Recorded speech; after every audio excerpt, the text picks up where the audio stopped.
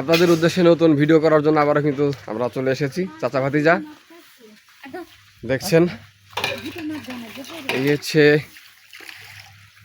শীতের সকাল। শীতের সকালে আপনাদের সামনে নতুন ভিডিও নিয়ে চলে এসেছি। এই যে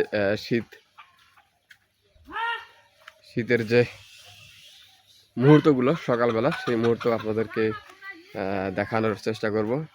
এই যে আমাদের ভাতিজা রাসেলের ছেলে, এটা অনেক সুন্দর। হ্যাঁ বিচ্ছি, এই যে দেখো তো, এই যে এখানে এখানে এই যে এটা হচ্ছে আমার শখের মুরগির ফার্ম।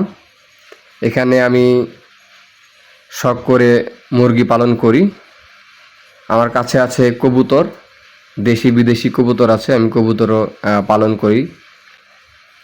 এখন যেহেতু সকাল, তাদেরকে খাবার দিতে হবে। তো রাসেল খাবার দেওয়ার জন্য ভিতরে প্রবেশ করছে। রাসেল খাবার দিচ্ছে, তাদেরকে 3 বেলা খাবার দেওয়া হয়। এরা বিশেষ করে আপনার ঘাস খায়, এরপরে ফিড দেওয়া হয়। তো এখন তাদেরকে খাবার দেওয়া হইলো। আমি এভাবেই আমার গ্রামে শখ করে অনেক কিছুই লালন পালন করি। এটা হচ্ছে নদী, নদীর ধার, বাড়ির পাশে নদী।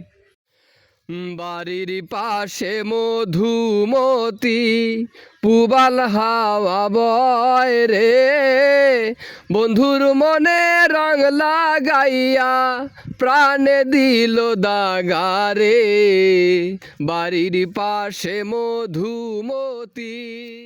এভাবেই মূলত গ্রামে ধান শুকানো হয়। রাসেল ধান শুকাচ্ছে,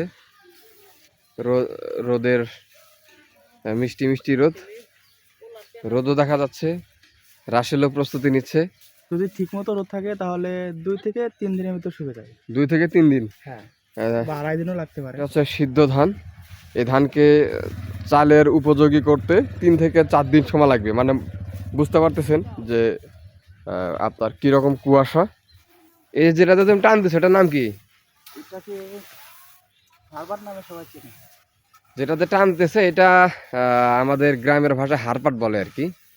আপনাদের এলাকায় কি কয় সেটাও আপনারা আমাদেরকে জানাইতে পারেন। ওই যে মানুষ বলে না যে এক দেশের বুলি আরেক দেশের গালি। এই যে মুরগি, তারাও সকালে এসে নাস্তার জন্য চলে আসছে।